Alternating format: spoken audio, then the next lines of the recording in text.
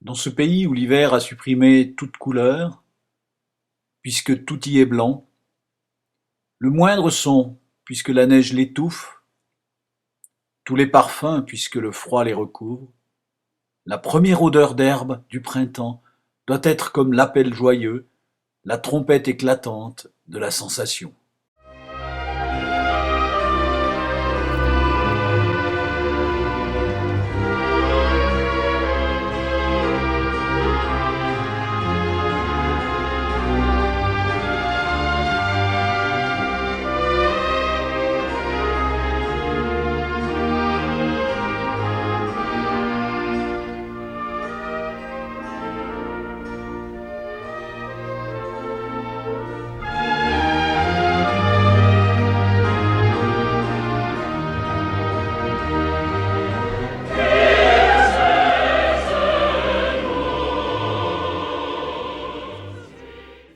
De façon concrète, là, c'est mis en place une chaîne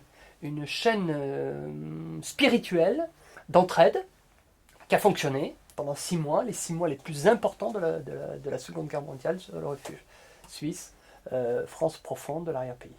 Et ça, c'est au crédit de nombreuses personnalités qui, au départ, ne devaient pas se rencontrer. Et, puis quand il est venu là, on avait l'invasion des pasteurs suisses.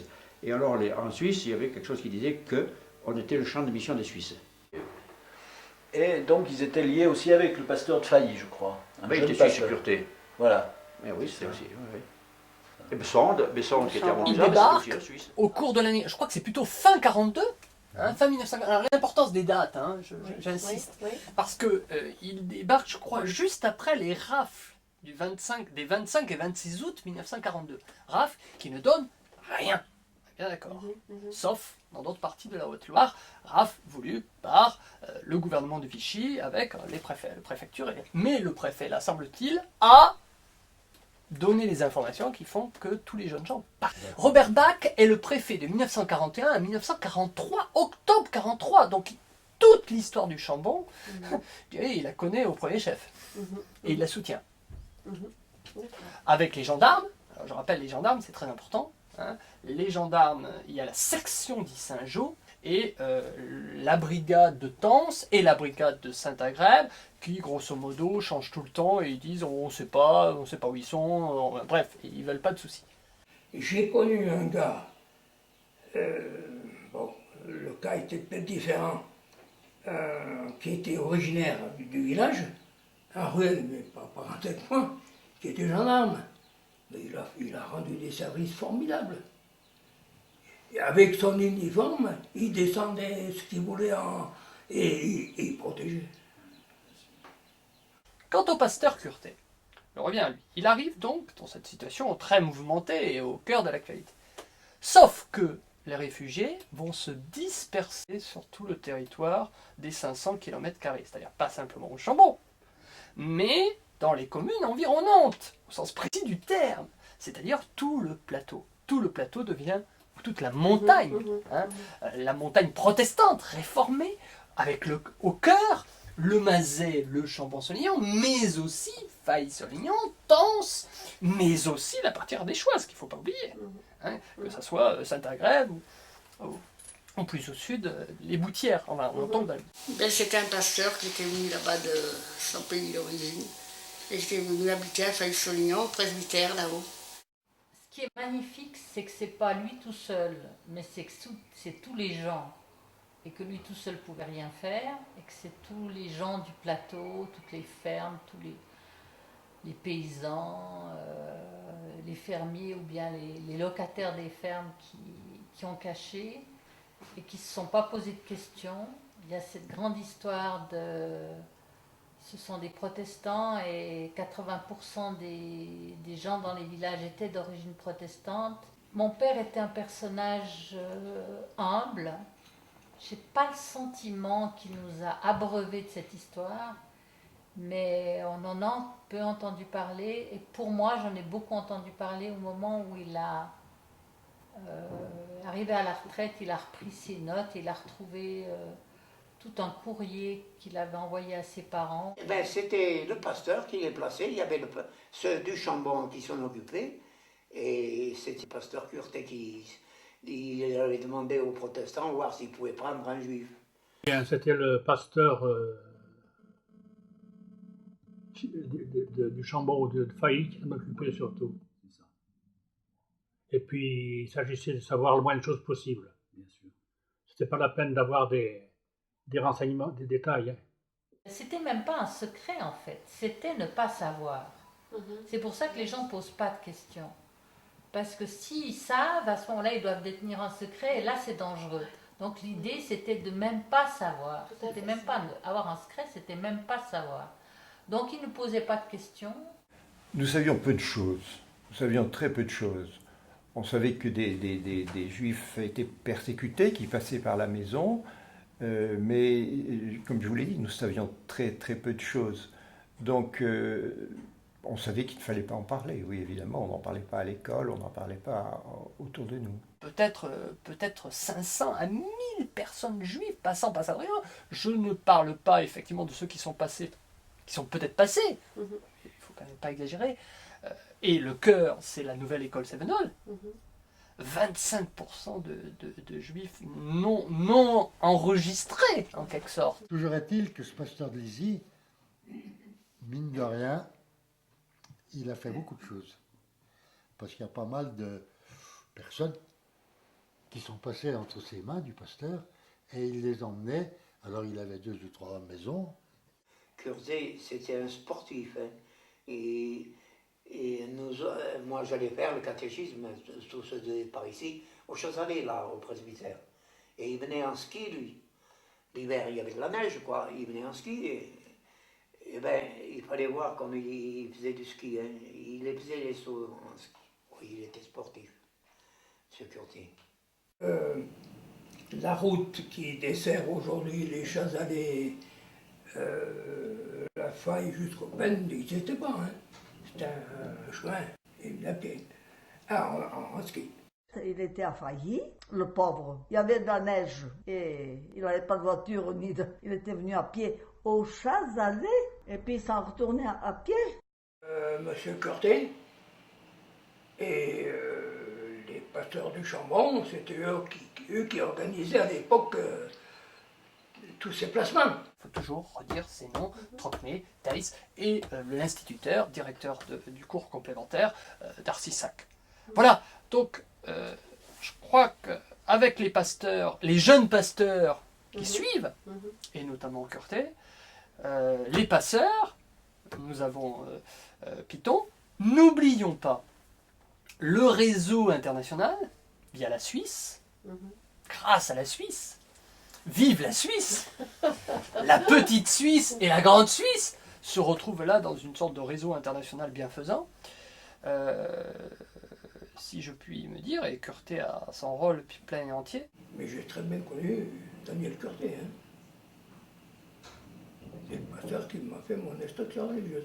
Nouveau pasteur, un jeune homme, suisse dans l'âme, qui aime cette région, qui disent une petite montagne suisse, ce fameux article de l'été 43, qui est le pasteur de cette paroisse d'arrière-pays, mais qui à mon avis devient un avant-pays du refuge. La paroisse de Faye-sur-Lignon, avec de plus en plus des réfugiés incognito. C'est-à-dire que ces réfugiés, bien entendu, je ne les ai pas trouvés dans les archives.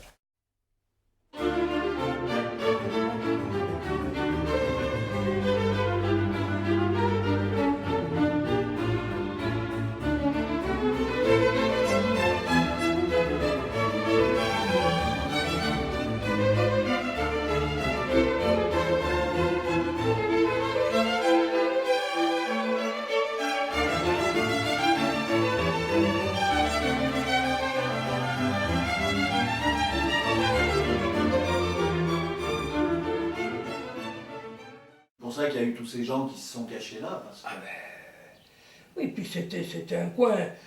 Bon, à l'époque, à part la Micheline, où il n'y avait pas grande correspondance pour arriver au Chambon à l'époque. Hein.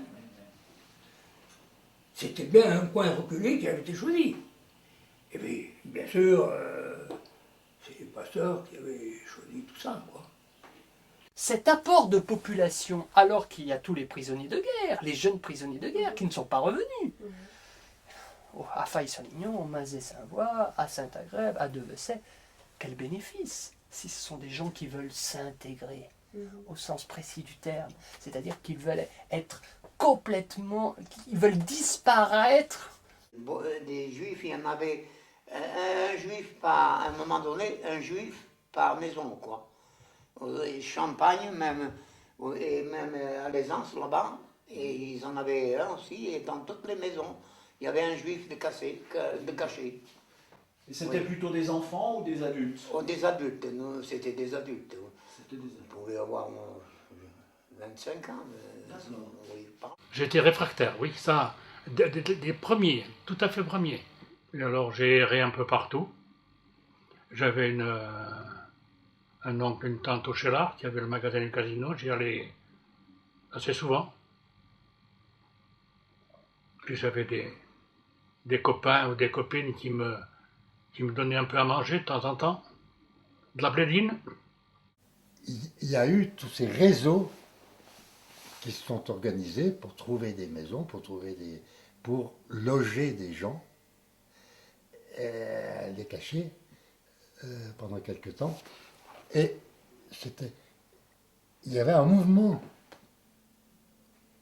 qui s'était opéré. Ils avaient une maison qu'ils louaient. Et alors, il y avait deux sorties. Il y avait une sortie devant et une sortie derrière. Ils sortaient par les jardins. Bien sûr. Pour pas se Mais ils faire voir. sortaient que la nuit. Bien sûr. Et oui. Oh, mais c'est que... Et encore mes cousins, ils risquaient gros. Soyons clairs, les juifs, les jeunes juifs qui partent des deux Coteaux-Fleury et Maison des Roches, qui partent, essayent de rejoindre la Suisse. Viennent les passeurs, et notamment un passeur ô combien j'ai son amitié en moi et outre-tombe, c'est le regretté Pierre Piton. Donc une vingtaine de passages entre août 42, février 43. Entre le passage de la zone libre à la zone occupée à la Suisse, puis le passage entre la zone occupée, complètement occupée, à la zone italienne vers la Suisse. Oui. Ah oui, Pierre Piton, il était gentil cet homme, bien. Oui, oui. Si. Il était bien, quoi. Et on voyait que c'était le gars il s'était occupé de beaucoup de choses du temps de la guerre, là. Il avait fait beaucoup de choses. Oui, oui. Ils sont partis d'ici, que je sais pas moi pourquoi, qu'ils sont partis. C'était pas tout à fait à la fin de la guerre, ils sont partis un peu avant, les Juifs, d'ici, quoi. Ils ont eu l'ordre de partir, je sais pas comment, moi. C'est Piton qui les avait amenés et qui les a, mais pas besoin de lui demander où ils allaient parce qu'il ne vous disait pas. Parce que Piton, il avait votre âge à peu près quand il faisait ça. Oh, il était à peu Il près... avait 17 ans, il était jeune. Il faisait son caïd, mais il était jeune. Oui.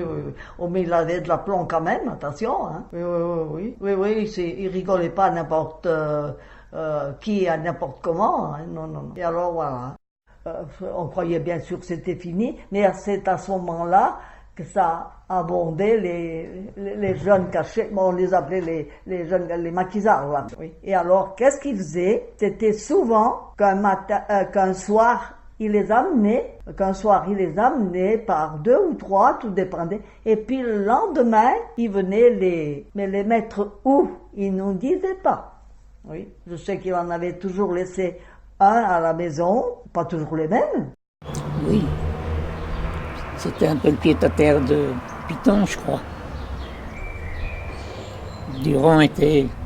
La fille Durand s'était mariée avec Lévi Jouve.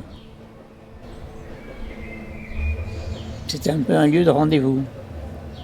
Pas pour nous qui étions sur place, mais pour les gars qui étaient de passage et qui partaient, souvent pour la Suisse, sous l'égide de Piton et de peut-être un ou deux autres. C'était des miliciens. Oui. Ils étaient venus à Villelonge pour faire toutes les maisons. Et je sais qu'il y en a un qui a dit, je ne sais pas si c'est à papa ou à maman, n'ayez pas peur, nous sommes des Français. Des Français, oui. Et des Français, oui.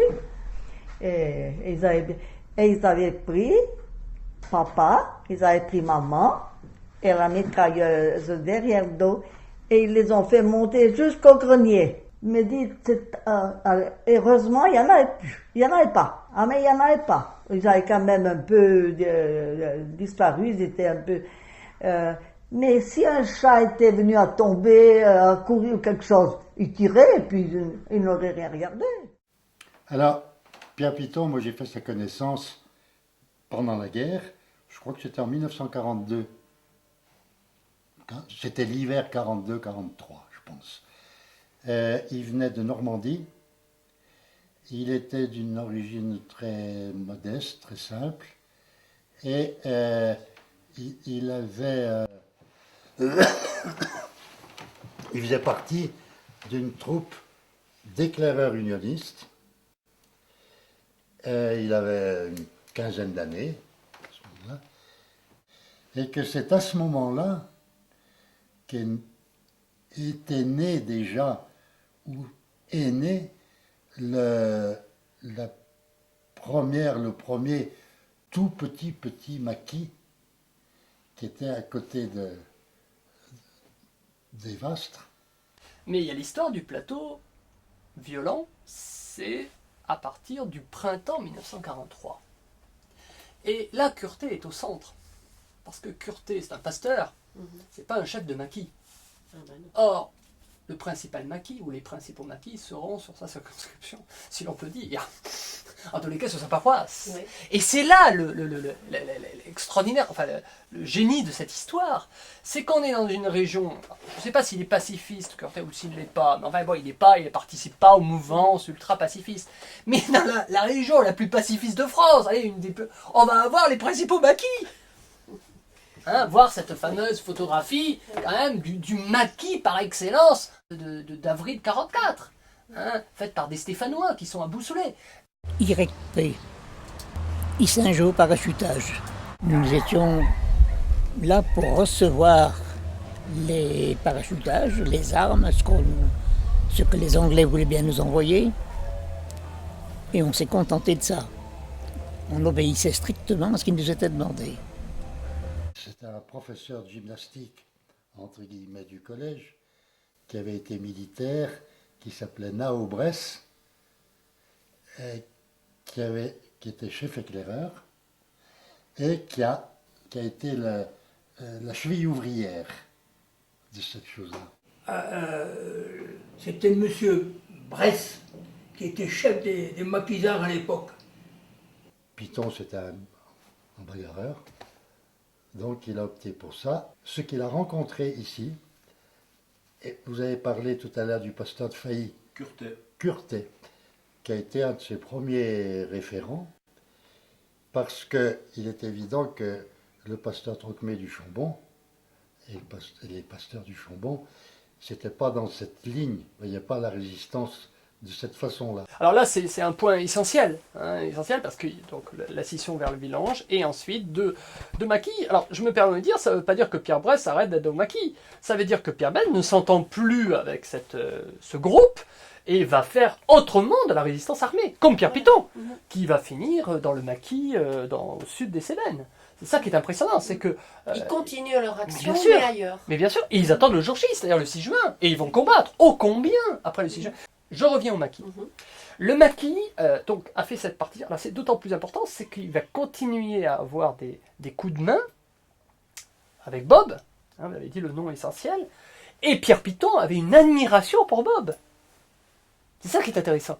Hein, c'est-à-dire que c'est des frères d'armes. Hein, c'est-à-dire qu'on est du même maquis. Normalement, on ne doit pas sortir le maquis, hein, je rappelle. Hein, mais en même temps, là, on n'a pas le même point de vue. Que dire de Bob ?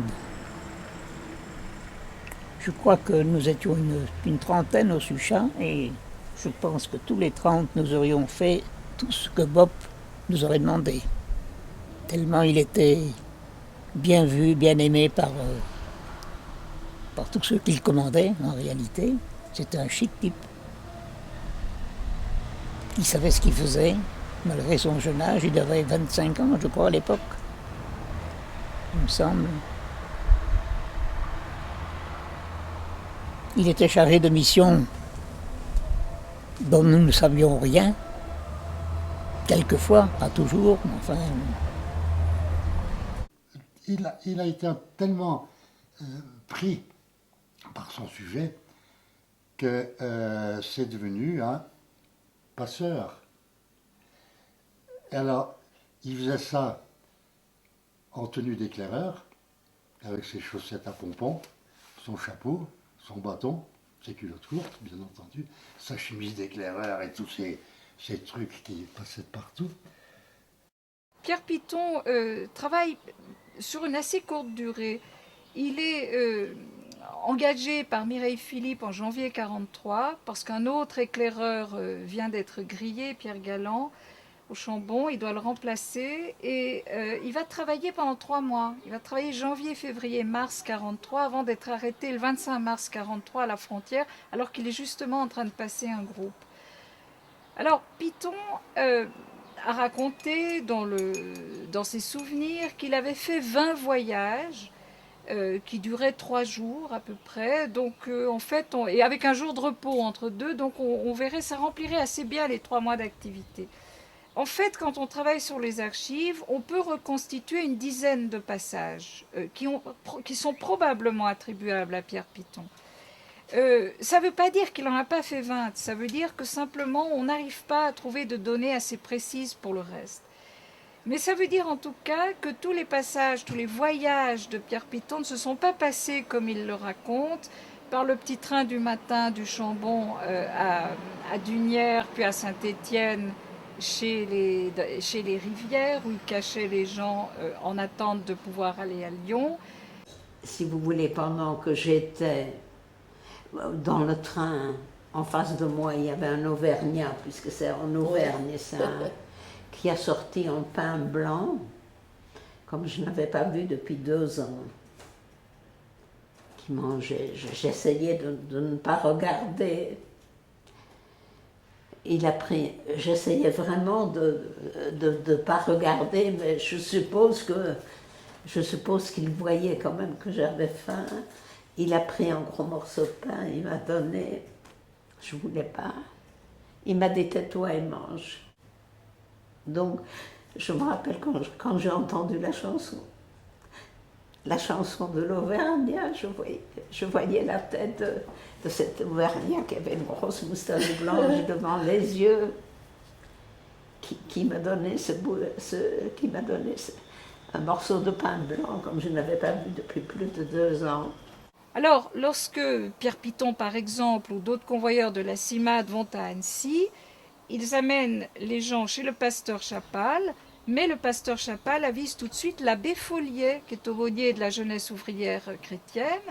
Il travaille main dans la main et c'est Folliet qui s'occupe de la suite du parcours et qui parfois cache les gens dans des couvents qu'il connaît, les envoie chez l'abbé Jolivet à Collonges-sous-Salève, chez l'abbé Roset à Douvaine, et on voit qu'on a un fonctionnement qui est absolument œcuménique pas au sens de l'écuménisme officiel, dont les catholiques étaient exclus, mais dans un sens beaucoup plus philosophique. L'abbé Jolivet, sauvait en les passant chez les Lavergnats, qui cachaient les Juifs dans son char, parce qu'il fallait encore les sortir pour aller à Genève. Il y avait la zone militaire où il y avait que les gens qui habitaient la région, cette région militaire, qui pouvaient circuler. Il fallait encore les sortir pour les amener à Genève. Alors mon père, Paul Chapal, était un pasteur dans l'âme, c'était une vocation, disait ma mère, et il se consacrait pleinement à sa tâche. Ceci étant dit, ils ont participé tous les deux à cette fonction de plaque tournante que vous évoquiez, de réception, on les appelait les colis, qui arrivaient à la gare, et des gens qu'il fallait ensuite répartir les différentes filières. Alors j'ai entendu parler de celle de Saint-Julien, bien sûr, qui était plus dangereuse, plus risquée, la voie par le buet, qui était celle de la montagne, beaucoup plus difficile et qui était pour de bons marcheurs parce qu'il fallait vraiment passer en altitude. Nous avions été un peu extradés de la maison, on couchait chez des amis et nos chambres servaient à loger des familles juives. Je me souviens notamment de la chambre de mes sœurs qui avait deux ou trois lits et il y avait au moins deux ou trois familles là. Le pasteur Chapelle, alors moi je ne l'ai pas vu. Ouais, il ne faut pas faire malin, je ne l'ai pas vu. On était ici, on entendait parler. On entendait parler, c'était vraiment formidable. Chez lui, la barque n'était jamais pleine, il logeait, je ne veux pas commencer à dire de bêtises, mais c'était extraordinaire. Il avait évacué sa famille pour pouvoir loger du monde là. Donc mon Piton, il avait bien fouiné partout, il avait le culte du secret, il était... il mentait pas, parce que le devoir d'un éclaireur c'est de ne pas mentir. Ça lui a été très difficile pour lui, parce que quelquefois, il a été obligé d'être dans la clandestinité. La clandestinité, c'est un mensonge. Parce qu'on s'aperçoit que le modus vivendi a marché quelque peu grâce à Curtet, le brigadier, le maquis, autour de Faye-Salignan. À Faye-Salignan, cette période 42-44, mais c'est là l'histoire. L'histoire est à Faye-Salignan, elle n'est pas à Saint-Germain-en-Laye. Piton, vous savez où il était? Il s'était mis au cœur de cette région, hein. C'est-à-dire il avait voulu sa retraite à Faye-Salignan parce que c'était le cœur de son aventure de jeune éclaireur, puis jeune passeur, puis jeune homme du maquis. On ne dit pas maquisard à cette époque-là, d'ailleurs, petite parenthèse. On dit Jean du maquis, on dit Jean de la montagne. Ouais. On dit le mot maquisard apparaît très nettement début 44. Il a probablement utilisé d'autres trajets et notamment très probablement la complicité de l'abbé Roset, curé de Douvaine, parce qu'il y a des passages qui lui sont attribuables, qui se passent du côté de Douvaine, où on passait la frontière en direction d'Asnières. Alors l'abbé Roset, il était très s'occupait intensément de la formation spirituelle de ses ouailles, de ses paroissiens.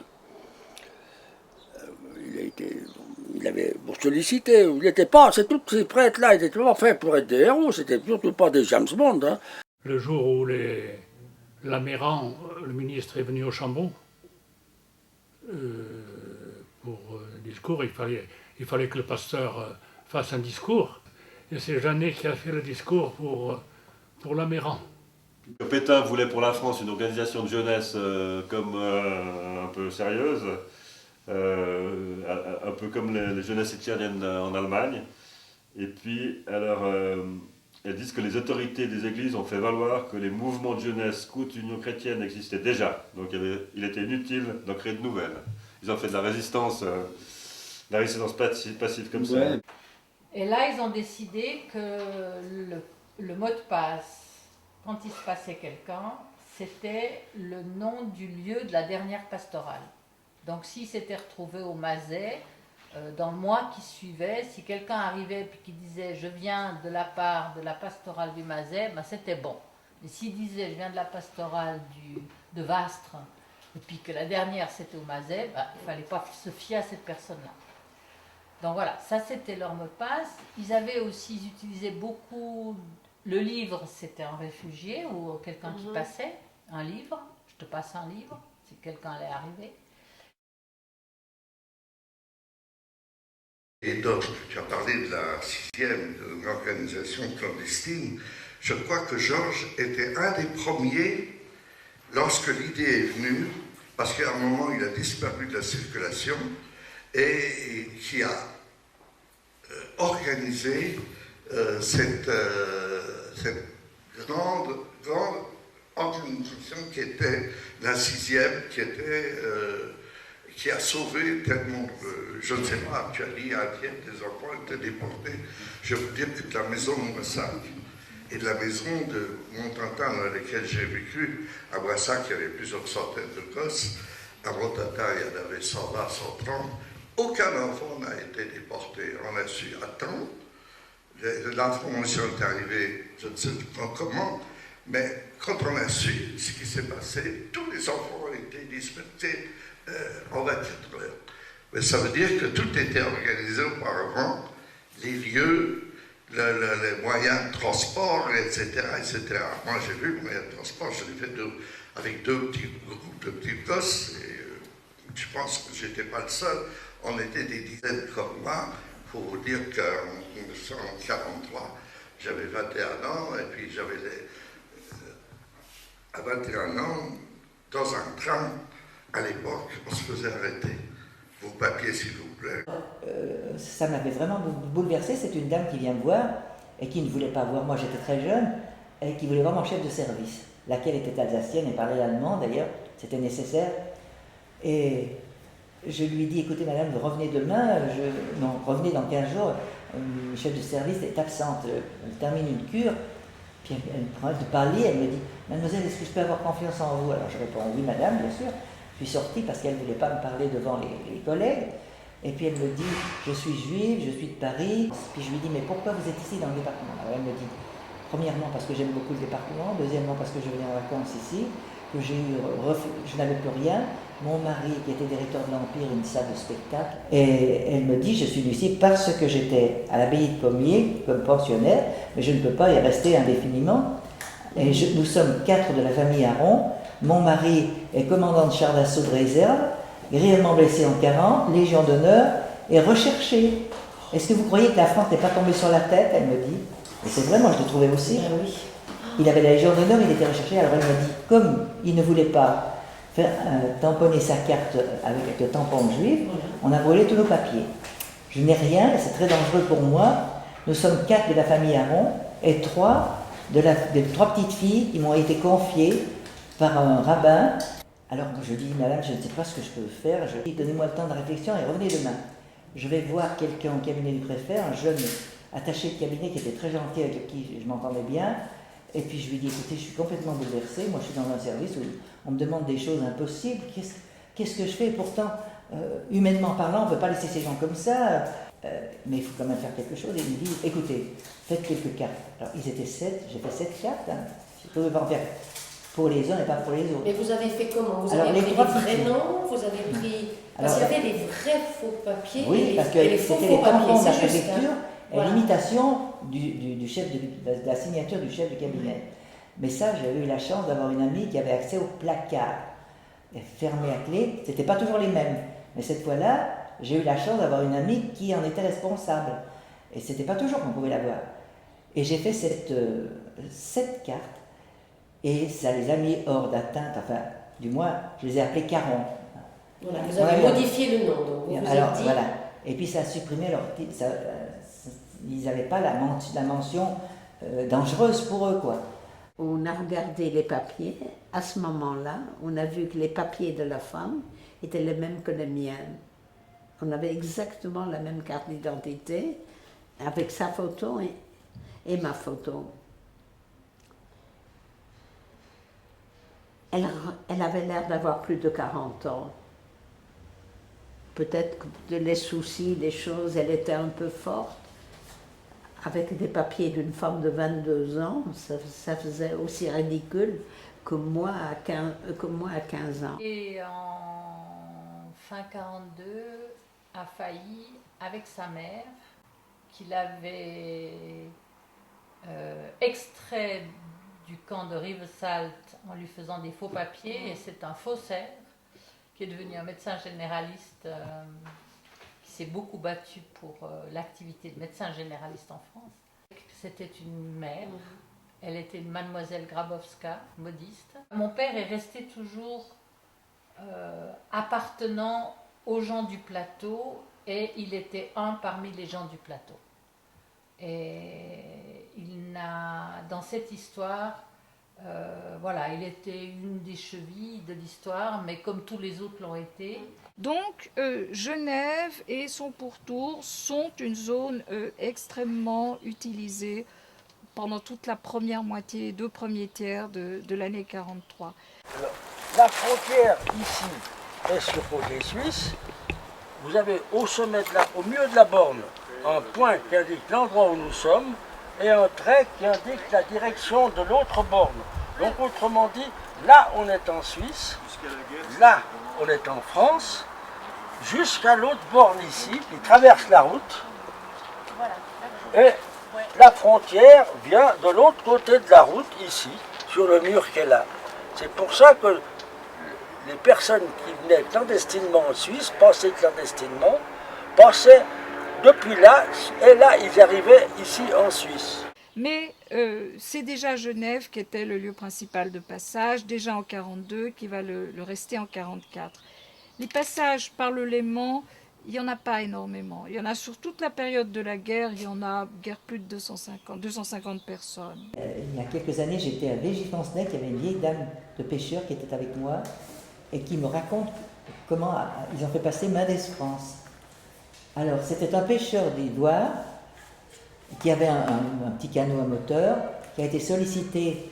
Alors qu'il y a 15 000 juifs qui passent, je parle des juifs uniquement, qui passent de France en Suisse ou qui essaient de passer sans foulée entre 42 et 44. Il faut savoir que le père Favre, lui, était d'abord et avant tout un résistant et que par ses contacts de résistants, il a pu organiser des filières d'acheminement des personnes qui devaient passer en Suisse.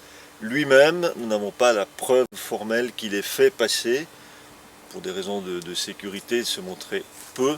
Et ensuite, ce sont deux autres personnages qui ont reçu la médaille des Justes en même temps que lui, le père Gilbert Pernoud, qui était professeur d'allemand, et le frère Raymond, ce frère jardinier qui, de par la position de sa chambre, voyait le mur, et alors je vous remontre sur ce côté, le mur forme une courbe.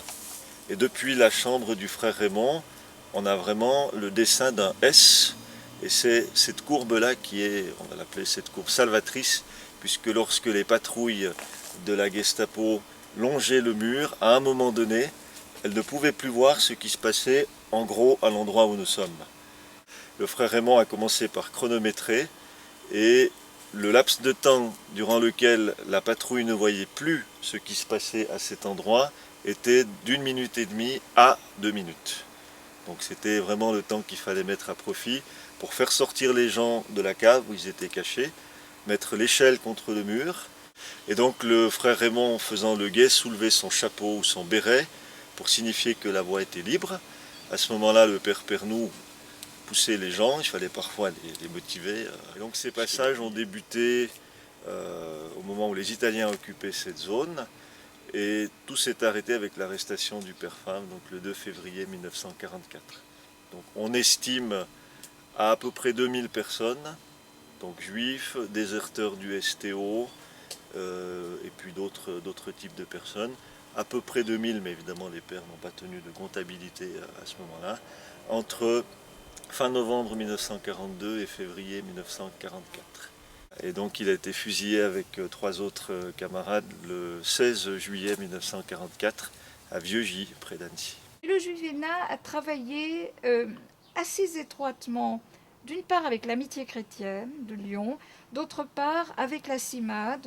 On leur envoyait des gens qu'ils faisaient passer, mais en général, on peut constater qu'ils essayaient surtout de passer des gens qui étaient en règle, des gens qui avaient des visas.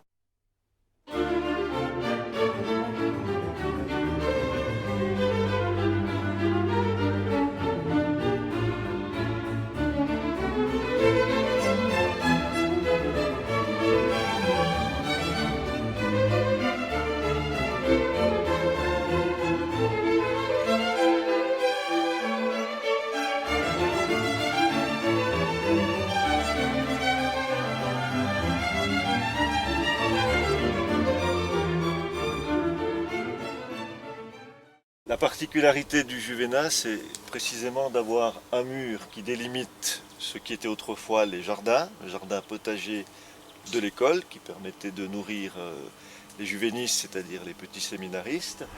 Et ce mur, à partir du point qui est à 3 mètres de nous sur ma gauche, ce mur devient la frontière entre la France et la Suisse, avec tout ce que cela implique en période de guerre, évidemment.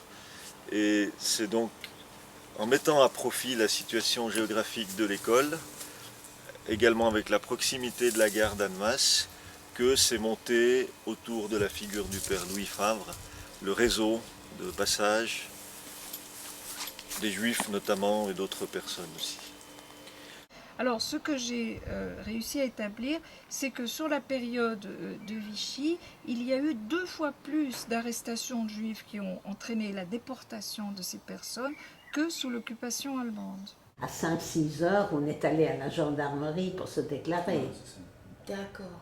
Qu'on était réfugiés et on savait qu'on risquait pas trop parce que à cette époque, avec la femme avec l'enfant ne risquait rien. Elle était prise d'office et avec un enfant de moins de 16 ans, on n'était pas expulsés. Les gens qui avaient été refoulés et qui revenaient, qu'on avait connus, avec lesquels on avait vécu quelquefois 2 ou 3 jours, c'était terrible de les voir revenir parce qu'ils étaient complètement effondrés et en effet, il fallait essayer de leur remonter le moral. À Villagrand, on amenait ceux qui étaient refoulés parce qu'ils s'en occupaient, le frère Raymond. Bon, on a dit qu'il les menait dans un hôtel près d'Annemasse. Alors, Georges Loinger est un juif alsacien, ingénieur, qui à l'époque était aussi moniteur de gymnastique. Et le docteur Joseph Weil, qui était le médecin conseil de Lausée, qui était une personnalité de très très haut niveau, qui avait parfaitement compris la menace allemande sur les juifs, lui a dit « Vous qui savez bien passer les frontières, je voudrais que vous nous aidiez à faire passer en Suisse un certain nombre d'enfants. » Il se rend compte qu'il faut faire les choses de manière plus scientifique et fait des démarches auprès des autorités suisses qui finissent par autoriser un contingent de 1500 enfants. Le télégramme de Hitler à Himmler à l'occasion d'un congrès de Wannsee, la conférence de Wannsee. L'ordre est donné d'exterminer les Juifs. Et c'est à partir de ce moment-là que ça a commencé. Alors naturellement, il convoie, mais le passage même de la frontière, il a recours à des passeurs payés. Et ils ont de l'argent du joint pour payer ces passeurs. Alors on va dire en passant, et c'est important de le dire, qu'aucun de ces passeurs n'a jamais fait défaut ni trahi. Nous avons un autre problème, et ce problème c'est les enfants pratiquants que nous avons.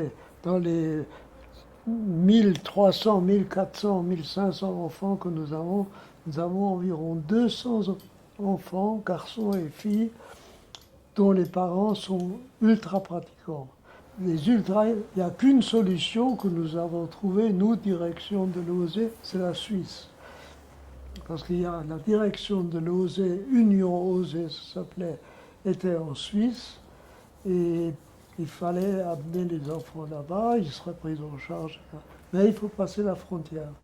Seulement, ce qu'on savait beaucoup moins, c'est que parallèlement avec ça, il y avait aussi des voyous qui savaient qu'il y avait des juifs qui arrivaient avec de l'argent, avec leur argent, tout ce qu'ils ont pu sauver. Et il y a eu des crimes, très nombreux crimes tout le long de la frontière. Et le passeur, c'est un vieux on est arrivé, un vieux paysan. Et il a sorti un énorme couteau qui s'est mis à aiguiser. Je crois que c'est la première fois que j'ai fait une crise. J'étais sûre que c'était pour nous égorger. Il y a eu des cas, il y a eu pas mal de cas où les passeurs ils tuaient les gens pour les voler.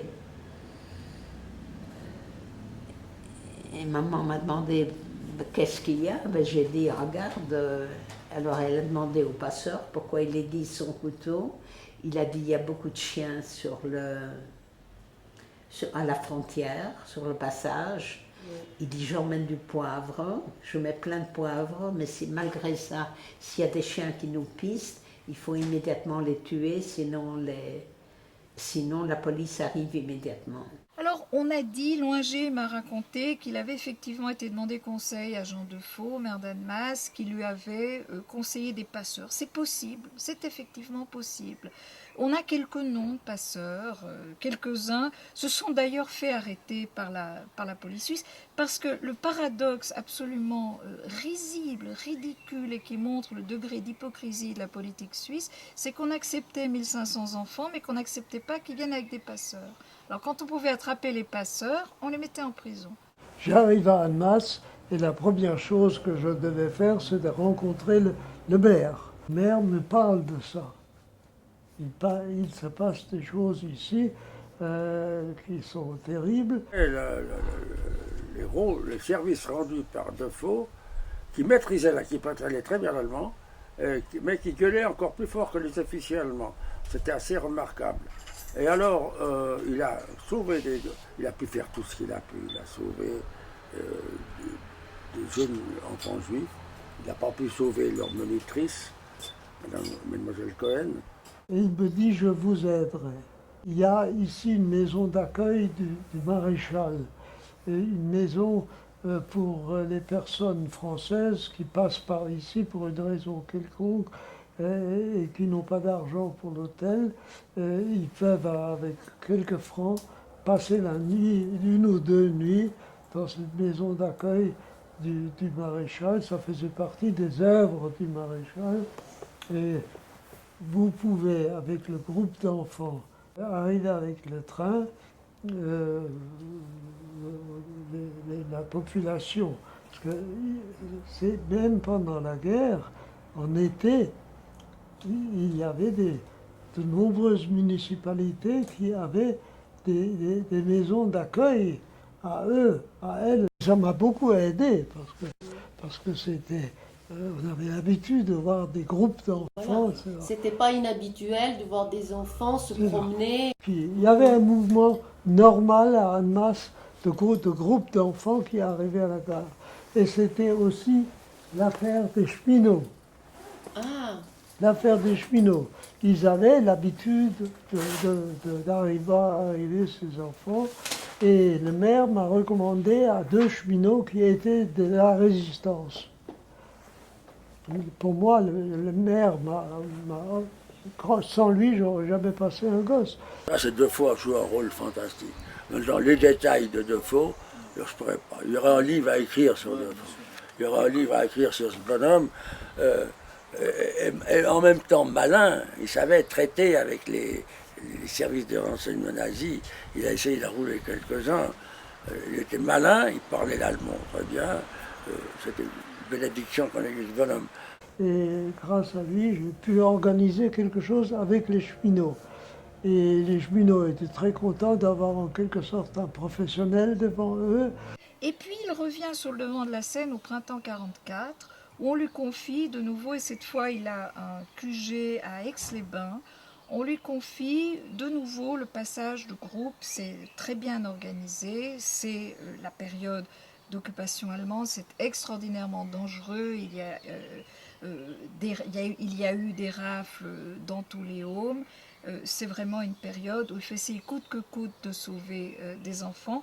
Et en lien et en collaboration étroite avec le mouvement de la jeunesse sioniste et les éclaireurs israélites de France, il organise depuis Aix-les-Bains, et avec tout le comité clandestin de l'OSE, il organise de nouveau un grand nombre de convois d'enfants vers la Suisse. Alors là, on ne peut plus dire exactement celui-là à la patte de Georges Noinger, celui-là du MJS, mais enfin, il y a plusieurs centaines d'enfants qui sont passés au printemps 1944.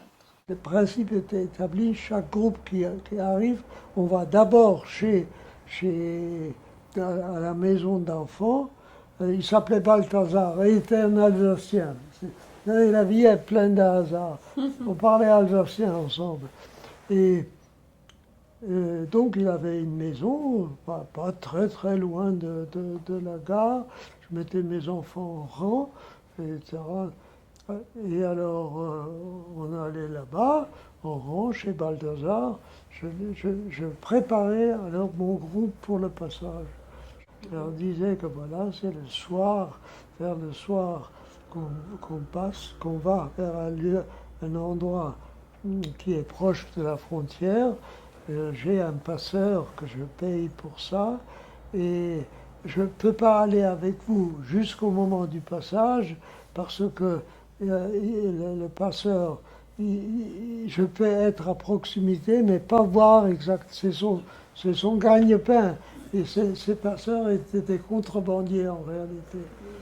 Est-ce qu'on envoyait en Suisse ceux qui mangeaient cachère, on ne pouvait pas, mais il y avait aussi des enfants qui étaient asociaux, que les maisons ne pouvaient pas garder, parce qu'il y a un vrai problème avec ça, parce que les enfants avaient aussi compris que j'étais un des leurs, un pour eux, etc. Oui.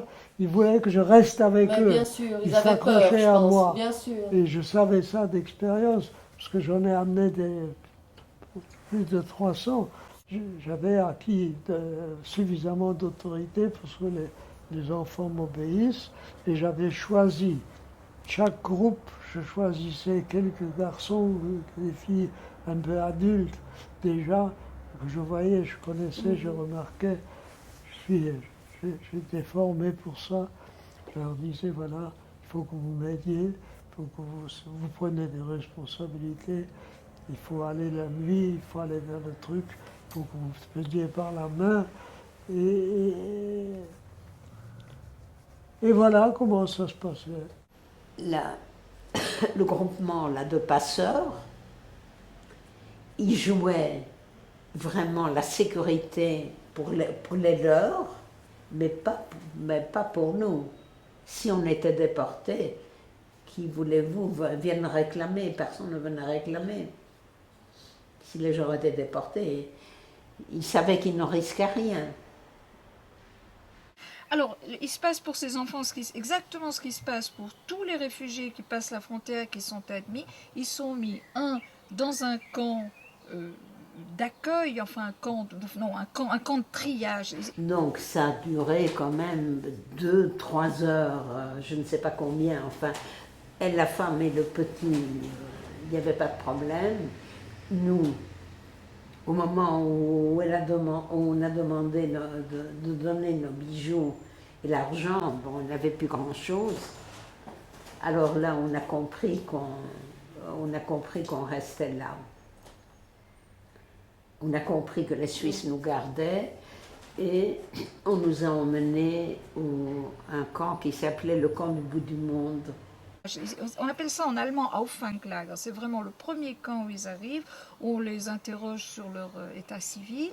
Et puis ils sont mis dans un camp de quarantaine parce que pendant au moins 3 semaines, on doit, s'assurer qu'ils n'ont pas de maladie contagieuse. Deuxièmement, établir leur dossier avec les autorités suisses, donc, entre autres choses, vérifier leur véritable identité, parce que tous ces enfants voyageaient sous de fausses identités.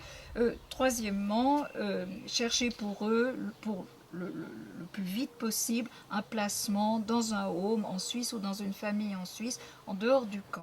Alors, au début, ça se passe bien, parce qu'il y a peu d'enfants qui arrivent, et puis après, ça se passe un peu moins bien, parce que tout est engorgé partout, que l'organisation des camps et de l'accueil est absolument chaotique en Suisse. Il y a des enfants qui restent 6 mois dans des camps au bout du monde avec un local de toilettes et de douches pour 400 personnes, pas d'eau chaude, enfin dans des conditions avec des épidémies, diphtérie, scarlatine, choses absolument épouvantables. Alors, ceux qui ont la chance de sortir très vite des camps, ils sont placés dans des homes d'accueil. Il y en a plusieurs qui s'ouvrent en Suisse, à l'instigation notamment de la Fédération sioniste de Suisse, qui ouvre plusieurs internats, où ça se passe bien. Les enfants qui ont raconté leurs souvenirs après ont été très heureux dans ces homes. D'autres sont placés dans des familles, et là ça se passe plus ou moins bien. Il y en a qui sont considérés comme le Xème fils ou fille de la famille, sont gâtés, chouchoutés, sont reconnaissants toute leur vie et sont encore à 80 ans en contact avec leur famille d'accueil. Puis d'autres sont utilisés comme domestiques, voire quasiment esclaves. Donc ça a été absolument très, très varié, l'accueil en Suisse. Bon, Fräulein Gerhardt a dit qu'elle viendra me chercher. Elle est venue me chercher un jour. Elle m'a emmenée à côté de Bâle.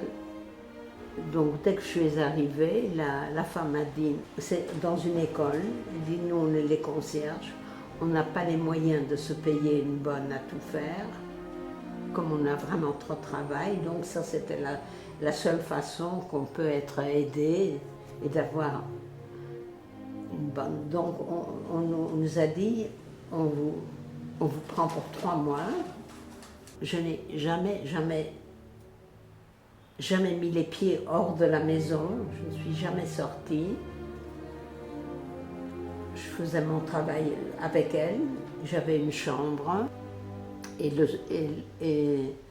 comme la plupart des jeunes filles de cet âge-là, j'avais juste un journal et j'écrivais tous les soirs. Moi, je n'avais pas de radio, pas de rien. J'avais écrit, j'attends les 3 mois pour retourner au camp. Mon journal était caché par mes vêtements. Un beau jour, arrive Fräulein Gerhard et eux qui me regardent très drôlement et qui m'engueulent. Mais qui m'engueulent. Elle tient mon journal à la main. Je ne savais pas que fouillait dans mes affaires et lisait le journal. Ils avaient appelé Fräulein Gerhard et qui m'a dit « ils ne veulent plus vous garder ». Et les Suisses c'est ça votre gratitude pour qu'on vous ait sauvé la vie, pour que les Suisses qui vous sauvent, c'est comme ça que vous remerciez. Les enfants me regardaient avec mépris. Je mangeais à table uniquement quand il n'y avait pas quelqu'un. S'il y avait quelqu'un, je mangeais à la cuisine. Quand elle me demandait « vous voulez encore » ou « vous voulez », je dis « oui, s'il vous plaît ». Alors lui, il disait toujours, elle me redonnait un petit peu de purée, de n'importe quoi. Lui, il disait toujours, c'est pas un peu, c'est beaucoup.